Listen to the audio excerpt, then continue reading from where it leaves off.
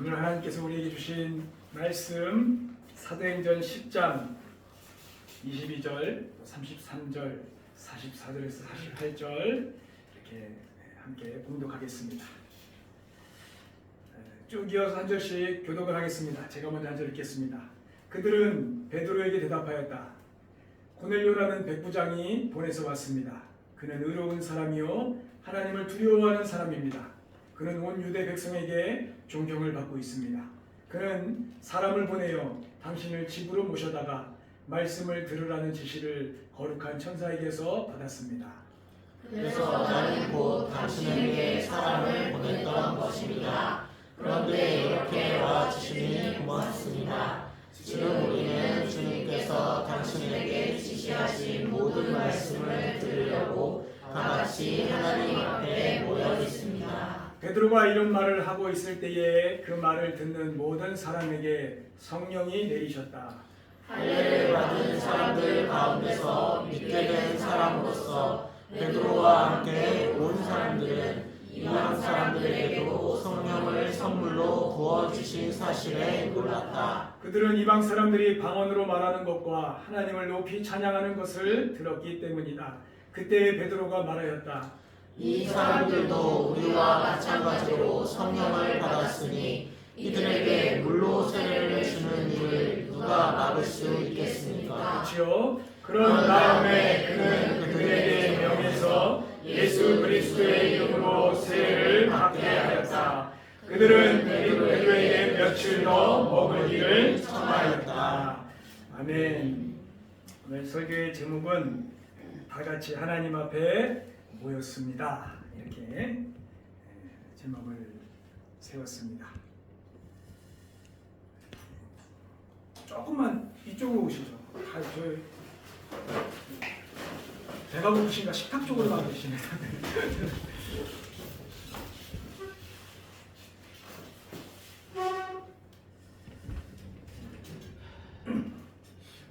고넬료의 삶을 하나님께서 다 받으셨습니다.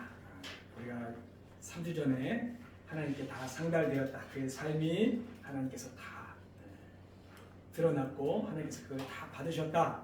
그렇게 몇 주 전에 나눴죠. 그래서 하나님께서는 고넬료에게 그럼 가서 베드로를 불러와라. 그렇게 명령을 하셨습니다. 베드로를 불러서 뭐하라 하시는 것이겠습니까? 하나님께서 베드로를 부르게 하신 이유가 뭐겠습니까? 저는 하나님의 목적, 하나님의 뜻, 이것은 더 큰 범위로 하나님 앞에 함께 예배 드리기를 원하시는 마음으로 베드로를 초청하라 하였다고 해석을 합니다. 고넬료는 이것을 어떻게 이해했냐면은 하나님께서 베드로를 통해서 우리에게 뭔가 말씀을 하시려나 보다 그렇게 받아들였던 것 같아요. 그래서 22절 보면은 끝부분에 그는 사람을 보내어 당신을 집으로 모셔다가 말씀을 들으라는 지시를 거룩한 천사에게서 받았습니다. 33절에도 보면은 지금 우리는 주님께서 당신에게 지시하신 모든 말씀을 들으려고 다 같이 하나님 앞에 모여 있습니다.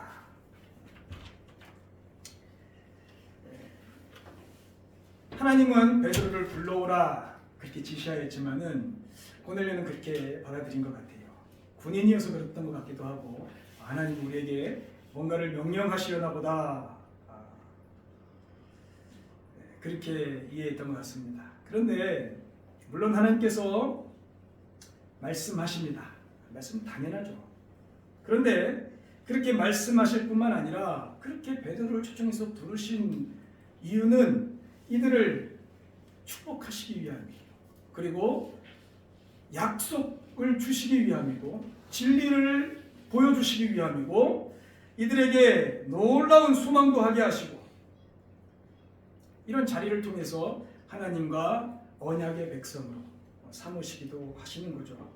그런 공식적인 자리를 우리가 뭐라고 부르냐면은 예배라고 부르는 거예요. 예배. 어떤 문서나 사인, 각서 우리가 이렇게 하나님과 계약을 맺는 것이 아니라 우리 하나님의 백성들, 사람은 이 예배를 통해서 하나님과 언약 관계 속으로 들어갑니다. 그래서 하나님은 찾아가시기도 하시지만은 하나님이 원하시는 자리로 부르시기도 하셔요. 이리 와. 너 의지를 가지고 나에게로 와. 부르시는 거예요. 그리고 그 자리에서 네가 하나님의 사람이라는 것을 확인시켜 주시는 거죠. 그게 우리에게 주시는 은혜입니다. 이 시대의 흐름을 보면은 교회가 사회의 빛과 소금이 되는 것이 우리 예수님이 원하시는, 하나님이 원하시는 뜻이죠. 근데 물론 이 부분이 지금도 여전히 많은 부분에서 교회가 사회의 빛과 소금이 된다고 봅니다. 진짜 많은 일들을 해요, 교회가. 근데 그럼에도 불구하고 교회의 연약한 부분들이 드러나잖아요. 사회의 비난을 받은 일들, 그거를 뭐 어쨌든 워낙 이 교회에 거는 기대가 있습니다. 심적으로 하나님을 믿지 않아도 교회는 그러면 안 돼, 목사는 그러면 안 돼라는 그 기대가 있어요. 그거에 딱 어긋나면은 교회는 다 드러나는 것이죠. 근데 어쨌든 그런 부분들이 더 드러나니 나서 그런지 몰라도 더 이 시대는 삶의 예배를 더 강조하는 것 같아요. 좋은 것입니다. 당연한 것입니다. 마땅한 것입니다. 그런데 거기서 이렇게 한 걸음 더 나아가서 이단들도 활개를 치고 또 코로나도 이렇게 지내고 그렇게 지내면서 일각에서 이런 이야기들을 합니다. 교회를 꼭 가야 하느냐? 꼭 가서 예배를 드려야 되느냐? 혼자서 기도하면 되지 않느냐? 이렇게 말하는 소리들이 더 늘어난 것 같아요. 좀 됐죠. 벌써 수년 됐습니다. 그런 용어가 하나 생겼는데 가나안 교인이라는 용어가 생긴 지 꽤 됐죠. 여러분들 다 아실 겁니다. 가나안 교인, 안 나가 교인, 거꾸로 해서 안 나가 교인, 교회를 안 나가겠다 이거죠. 어쨌든 뭐 교회는 안 나가도 난 하나님 믿는다 그런 사람들입니다. 근데 예전에도 뭐 이런 사람들이 없었던 게 아니에요. 무교회주의자들이 있었습니다. 그러나 무교회주의자들도 보면은 결국에는 그 사람들끼리 모여서 뭔가를 해요. 하나님을 이야기하고 그들이 그들만의 믿음으로 고백을 하고 그 예배죠. 그들이 의지적으로 무교회자 주의들끼리 모인 게 아니라 제가 보기에는 하나님이 또 그런 사람들 불러 모으시는 거예요. 모으셔서 그래, 그렇다면 너희들 안수 또 예배 드려라. 모이게 하시는 거예요. 가나안 교인들도 진짜 내가 잘 믿으면 되지 하는 그런 마음이 있는 사람들은 결국에 또 가나안 교인들이 모이는 교회로 또 모여요. 이게 본인의 의지라기보다는 하나님 불러 모으시는 거예요. 정말 나를 신뢰하고 믿고 예배하고 찬양하기 원해? 삶 속에서 하나님을 찾길 원해? 예배해. 모여. 그거예요. 모여서 함께 하는 거예요. 예수님도 이 땅에 오셔서 하신 일은 뭐 여러 가지가 있지만은 예수님은 부르셨어요. 불러 모으셨어요. 마태복음 23장 37절 제가 읽겠습니다. 암탉이 그 새끼를 날개 아래 모음같이 내가 내 자녀를 모으려 한 일이 몇 번이더냐? 그러나 너희가 원하지 아니하였도다. 예수님은 이 땅에 오셔가지고 계속해서 불러 모으셨다는 거예요. 모이지 않고 더 좋은 방식으로 하나님을 잘 믿을 수 있으면 좋겠는데 그렇지 않다라는 거예요. 하나님은 불러 모으셔요. 그리고 말씀 가운데 모이기에 힘쓰라 하셔요. 성령이 하나 되게 하신 것을 성령이 묶어주셨는데 그것을 힘써 지켜라. 그렇게 말하십니다. 하나님께서 이 고넬료에 대해서 야, 네가 그렇게 삶에서 경건하게 잘 사니까 이제 뭐 잘 살겠지 그렇게 내버려 두지 않으셨다는 거예요. 모이게 하셨다는 거예요. 함께한 가족들, 친구들 다 모일 수 있도록 하나님이 자리를 다 마련하시는 거예요. 베드로 한 사람을 부르셔서 다 모이게 하시는 거예요. 자신의 친구들, 고넬료가 가족들 거기에 응답하여서 다 모이게 하였습니다. 자, 그 부르심에 응답한 것 이게 뭡니까? 이게 예배예요. 이게 불러주신 것에 응답하는 거예요. 하나님이 나를 불러주셨다. 친구들아, 자녀들아, 다가와서 하나님의 말씀 듣자. 이렇게 고넬료는 이 자리를 준비하였고 그 시간에 하나님 앞에 섰습니다. 그래서 말씀의 제목이 이거예요. 다 같이 하나님 앞에 모였습니다. 이런 예배를 결과적으로 44절부터 쭉 읽었는데 이 예배를 받아주시고 뭐 하셨습니까? 성령을 보내셨어요. 이 성령을 보내신 것이 뭐냐? 이 신약 시대에 어떻게 보면 이게 계약이에요. 계약. 영적인 계약. 그래서 성령을 인치셨다 그렇게 표현하는데 너희로 도장을 꽉 찍어주신 거예요. 너희는 내 사람들이야. 내 백성이야. 너희가 진짜 이 시간에 하나님을 찬양하는 마음들이 생겨 너희들은 내 백성이야. 내 사람들이야. 계약하시는 거예요. 그리고 그 시간에 세례를 베풀도록 하십니다. 공식적인 자리죠. 너희 지금까지 지었던 모든 죄 하나님께서 씻으셔. 다시 살 수 있는 삶의 기회가 너에게 있어. 여기서 예배하는 사람으로 살아가. 그렇게 하나님께서 이 자리를 축복하셨어요. 우리가 개인적으로 세상에 나가서 그리스도인으로 정직하고 성실하게 사는 이런 개인의 배회직도 참 중요하지만은 우리가 함께 예수 그리스도의 이름으로 모여서 예배드리는 이 공동의 배회직이라고 할 수가 있습니다. 이 자리는 우리가 다 같이 만들어가는 예배예요. 그래서 중요한 배회직입니다. 함께 사는 거예요. 함께 사는 거. 여기서 내가 하나님이 받으실 예배를 드리기 위해서 최선을 다하는 거예요. 다 같이. 그리고 혹 여기에 아직 하나님을 모르는 사람이 있으면은 그 예배 가운데 하나님을 알게 되도록 간절히 소망하면서 예배 같이 드리는 거예요. 이 예배입니다. 경건의 삶을 우리가 나가서 살아가는데 뭐 여러 가지 요소들이 있죠. 그런데 이 공동의 예배는 그 나머지 모든 삶과 다 연결이 되어 있는 거예요. 이건 따로 볼 문제가 아니에요. 기본이고 기초고 내 베이스. 마치 가족이 있고 가족에서 나가서 또 하루하루 살다가 다시 돌아와서 모이는 것처럼 하나님의 사람들로 살다가 또 모여서 예배드리고 또 흩어지고 이런 베이스와 같은 것입니다. 그래서 우리 이 공동의 예배가 참 중요합니다.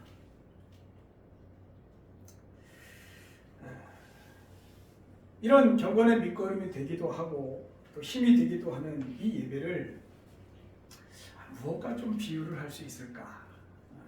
이게 잠잠히 고민하다가 주신 딱 생각이 뭐냐면은 이 예배는 연주회와 같다 그런 생각이 딱 들었어요. 여러분 악기를 하는 사람들이 연주회를 하잖아요. 그 연주회를 위해서 뭐 합니까? 열심히 연습을 하죠. 한 주간 그 연주회 앞두고 계속 연습을 합니다. 그리고 그 연주회 그 당일에 자신이 준비한 것을 온 힘을 다해서 집중을 200% 해가지고 그 시간에 연주회를 합니다. 쏟아붓는 거죠. 열심히 연주회를 위해서 준비하는 것.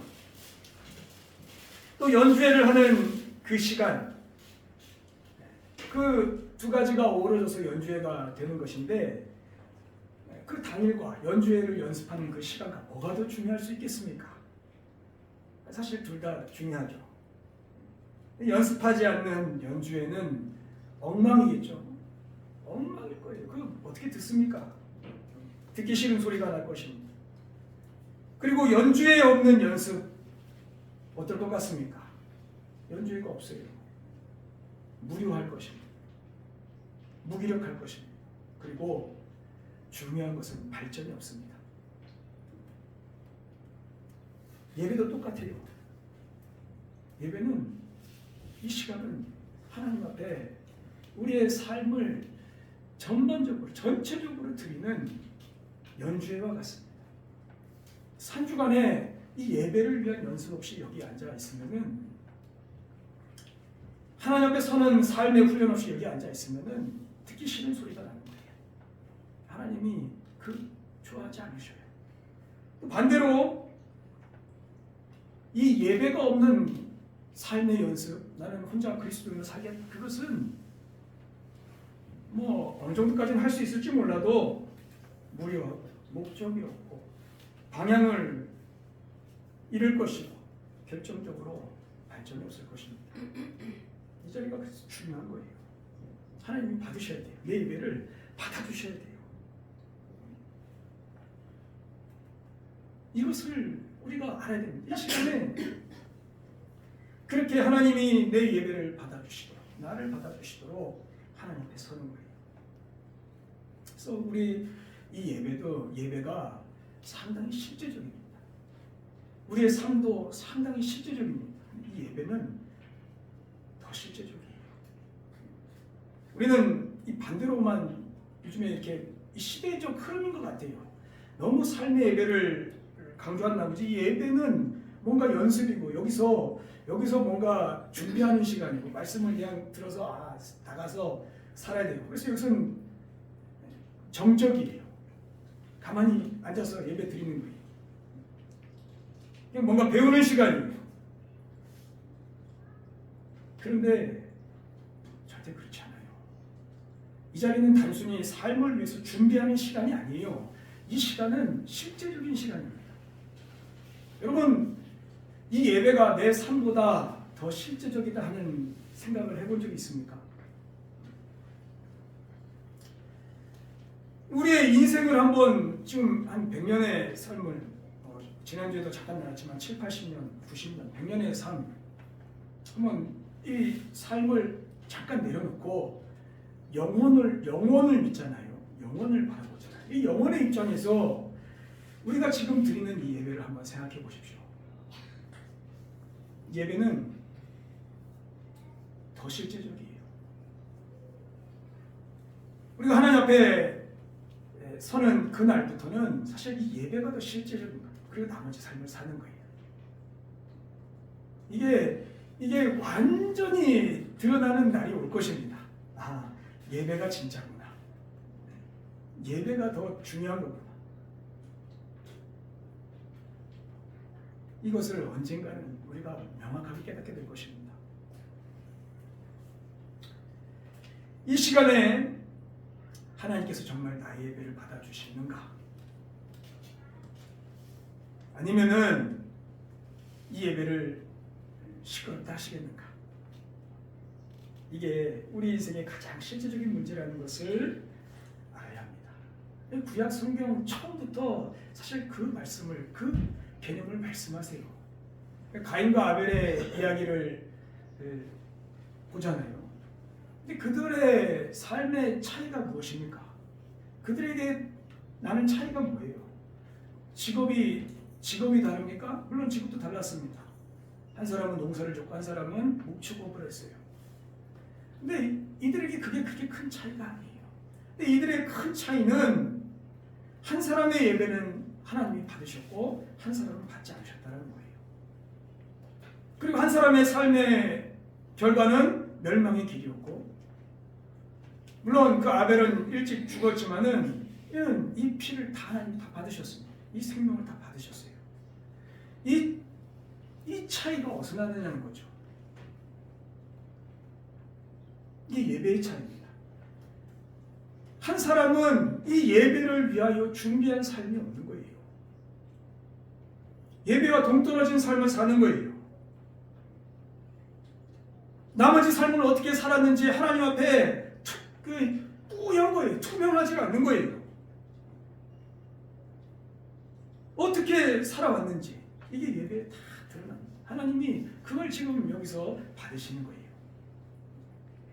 이 예배로 인해서 결국엔 인생의 방향이 결정되고 인생의 결과도 보이기 시작하는 거예요. 이 예배가 얼마나 중요한지 모릅니다. 레위기로 한번 가볼까요? 레위기에서 하나님께서 왜 예배를 그렇게 세밀하게 가르쳐 주셨을까요? 너는 이렇게 소를 가져왔을 때는 너희들 이렇게 해가지고 이렇게 예배드려. 양을 가져왔을 때는 이렇게 예배드려. 너희가 가난해 괜찮아. 작은 새 한 마리 가져와. 그것을 그 앞에서 다 쪼개게 하시고 하나님 앞에 서 있게 하셨거든요. 그리고 거기서 너희들은 속죄의 예배를 드려. 하나님 용서해 주십시오. 그리고 거기서 감사의 예배를 드려. 그리고 거기서 헌신의 예배를 드려. 나 하나님의 것입니다. 그걸 가르쳐 주셨어요. 이게 장난이 아닙니다. 실제적인 거예요. 실제적인 거. 예배가 얼마나 실제적인 것인지를 가르쳐 주시는 거예요. 그리고 그 시간에 하나님이 죄를 씻으시고 그의 감사를 진짜 이렇게 마시듯이 흠양하시고 그의 헌신을 그의 삶을 받아주셔요. 이 예배예요. 그 앞에서 하나님 앞에서 철저하게 고백하게 하셨어요. 예언서로 넘어갈까요? 구약본부에 보면은 또 예배 이야기예요. 이스라엘 백성의 그 예배가 다 타락했습니다. 하나님이 받지 않으셔요. 너희들은 성전에 와서 내 땅만 밟을 뿐이다. 왜 여기 와 있는지 내가 도대체 모르겠다. 예배 드린다고 왔는데 세상 냄새만 가득한 거예요. 하나님께서 견딜 수가 없어 하시는 거예요. 눈먼 짐승 병든 것 가져다가 그렇게 하나님 앞에 눈 가리듯이 예배 드리는 거예요. 그것이 의미하는 것은 이미 삶에서 예배를 위한 삶을 살지 않았다는 거예요. 예배를 위한 준비를 하지 않은 거예요. 마치 아무 준비가 되지 않은 연주에는 들어줄 수가 없듯이 하나님께서 받으실 것이 없는 거예요. 신약으로 넘어갈까요? 예수님이 이 땅에 오셨을 때 어떻게 하셨습니까? 그 성전을 다 뒤집어 부신 거예요. 그 돈 바꾸기 위해서 짤랑짤랑 소리 나는 그 돈 상점 다 뒤집어 부셨어요. 내 하나님은 이 집은 기도하는 집이야. 정말 실제적으로 하나님 앞에 나와서 하나님께 구하고 하나님 안에서 소망하고 하나님을 위하여 살고 그리고 이 자리에 또 나와서 하나님께 예배드리고 그런 것이야. 그렇게 선포하셨거든요. 여러분, 이 예배가 실전입니다. 실제예요. 나가서 잘 살면 되지. 맞습니다. 나가서 잘 사십시오. 그러나 이 시간에 하나님께서 나의 예배를 받아주셔야 돼요. 정말 내 삶을 인정해 주셔야 돼요. 이거를 각자의 영적인 경험들로 다 경험해 가셔야 돼요. 나의 예배를 받아주십시오. 나의 예배. 그리고 우리의 예배를 받아주십시오. 예배를 받아주십시오. 나의 삶의 연주를 이렇게 보고 계신 하나님께서 내 연주회를 받아주셔야 돼요. 그래서 이것이 실제라는 것을 마지막 날에 온전하게 다 경험한 것입니다. 진짜 다 경험해요. 이 땅을 살아가는 여정 동안 이 예배를 어떻게 보면 영원을 바라봤을 때 또 어떤 면에서는 이 예배도 훈련입니다. 영원히 이 예배의 삶을 살아가면서 하나님의 사랑으로 아담과 하와처럼 또 타락하지 말고 영원히 하나님을 찬송하고 하나님께 영광 돌리고 그리고 나머지 삶을 이 피조 세계에서 함께 하나님 앞에 예배드리며 이 피조물들도 다 하나님을 고대한다고 그랬거든요. 하나님을 바라보고 그 속에서 하나님께 예배드리고 사는 것이 이게 구원의 백성이에요. 이게 하나님 나라입니다. 그래서 이사야에서 보여주셨던 사자들이 어린 양과 뛰놀고 그게 다 그런 이야기들이에요. 구원의 백성, 이 온 피조 만물과 함께 하나님께 예배드리며 그렇게 사는 것입니다. 그래서 우리의 삶에서 어떻게 하면 하나님께 더 좋은 예배를 드릴 수 있을까? 이 예배를 위해서 나머지 다른 삶을 어떻게 살아가야 될까? 이것을 준비하고 이것을 고민하고 이것을 함께 상의하고 격려하고 위로하고 그렇게 세워져 가는 것이 이것이 교회입니다. 그냥 모여서 사람 만나는 자리가 아니에요.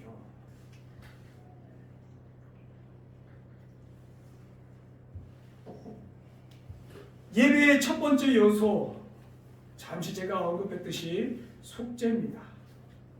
속죄 예배를 이 자리에서 같이 드리는 거예요. 용서받은 한 사람, 그 한 사람으로 한 주간 더 열심히 사는 것입니다. 내게 있는 유혹들, 내가 쓰러지는 죄, 내 욕심, 내 게으름 한 주 동안 다 또 열심히 같이 싸워가는 거예요. 그리고 하나님 앞에 나와서 이런 죄인을 받아주십시오. 나 같은 죄인 살리신 주 은혜 놀랍습니다. 감사합니다. 속죄 예배를 드리는 거예요. 이 십자가 앞에 같이 서는 거예요. 내가 이 십자가 앞에 섰습니다. 아까 찬양했던 것처럼 구원하심이 이 보좌 앞에 있습니다. 이 십자가에서 흘리신 이 보혈이 나의 죄를 씻으셨습니다. 내가 새롭게 살 수 있는 은혜를 주셨습니다. 여기서 속죄 예배를 드리는 겁니다. 이 예배를 하나님께서 받으시면은 정말 나 같은 죄인 살리신 그 은혜 놀라워 그게 진짜 삶에서 찬양이 되는 거예요. 진짜 그 백성으로 살아요. 그 은혜 속에서 살아요. 그 구원의 은혜 속에서 살아요. 세상의 압박 속에서 사는 것이 아니라 구원의 은혜 속에서 살아요. 물론 그 압박이 만만치 않지만은 그것이 나를 어찌하지 못해요. 결국엔 이 구원의 은혜가 나를 붙들어요. 또 여기 모여서 두 번째 예배에 이어서 감사의 예배를 드리는 것입니다. 한 주간 우리 하나님께서 주신 그것을 나가서 열심히 감사하고 살아가는 거예요.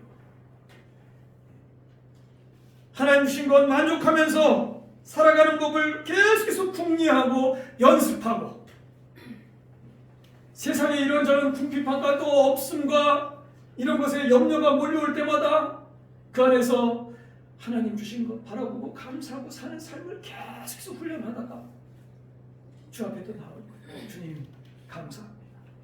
또 일용할 양식으로 한 주간 잘 먹게 하시고 살게 하셨습니다.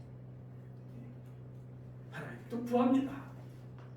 하나님으로 또 먹여주십시오. 주님이 그렇게 기도하라 하셨으니 일용할 양식을 우리에게 주십시오. 감사의 예배를 드리는 거예요.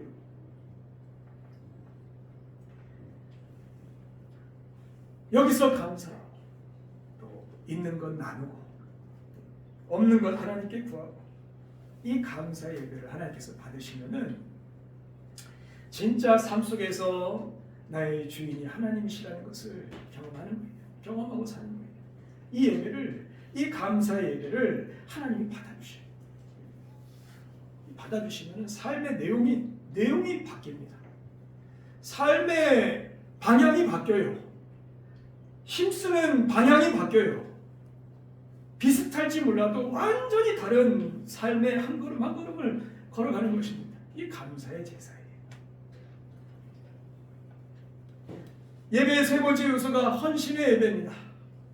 기본적으로 하나님께서 내 삶의, 내 인생의 주인이심을 고백하는 거예요. 나가서 하나님이 내 주인이심을 기뻐하고 하나님이 내게 주신 삶의 소명, 명령, 그것을 따라서 열심히 사는 거예요. 복음을 위해서 살고 일터에서 하나님의 사람으로 살아가고 또 내 인생에 하나님을 위해서 뭘 할까? 이것을 궁리하고 연습하고 이것을 내 인생의 요정 동안 내가 내 어느 한 부분이라도 하나님이 기쁘게 받아주실까? 나의 인생을 하나님이 어떻게 받아주실까?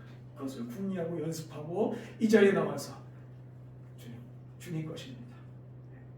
주님 것입니다. 나를 받아주소서. 이게 헌신의 예배입니다. 하나님께서 이 예배를 받으시면은 하나님의 일꾼으로 살아요. 진짜 하나님의 것을 맡기십니다. 이것으로 나를 위해서 또 살아. 열심히 살아. 하나님 나라를 위해서 살아. 맡기시는 거예요. 우리 삶의 내용들이 다 바뀌는 거예요. 이 예배의 문제는. 예배가 실제예요. 하나님과 나와의 관계가 실제예요. 이 자리에 나와서 그런 하나님을 높이고 하나님 앞에 서는 이 시간, 이게 실제입니다. 실존이에요. 하나님께서 예배를 받으셔야 소위 말하는 이 땅에서 성공하는 인생이에요. 여러분 진짜 성공하고자 하는 마음, 여러분의 각자 자리에서 성공하고자 하는 마음 다 있잖아요. 그러나 하나님께서 내 예배를 받으시는 것이 이게 성공이에요. 이게 그리스도인의 최종 성공이에요. 그리고 최고의 삶의 과정이에요. 내 삶을 하나님 받으신다. 나를 받아주신다. 이 고넬료, 이의 삶을 하나님이 다 받으시고 부르셨잖아요. 부르셔서 넌 내 백성이야. 내 모든 죄 예수 그리스도 안에서 다시 씻음 받고 새 삶을 살아. 내게 준 모든 것 내가 다 받을 거야.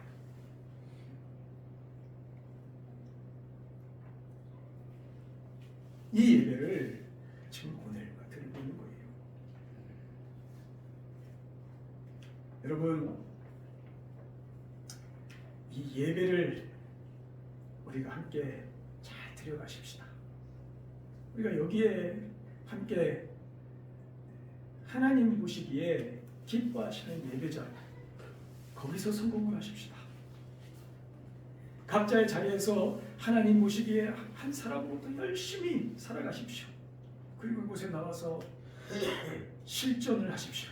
하나님, 내 삶을 다 아시지 않습니까? 다 아시잖아요. 받아주십시오. 받아주십시오. 그리고 내 고백을 받아주십시오.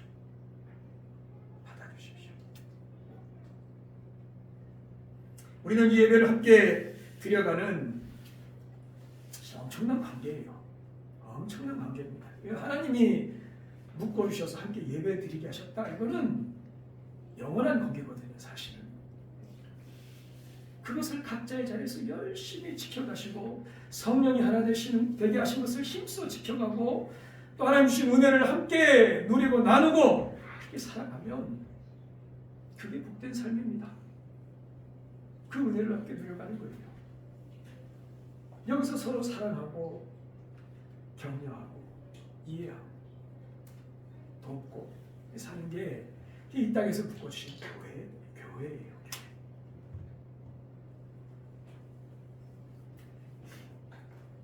이 제목을 한번 따라해 보실까요? 다 같이 하나님 앞에 모였습니다.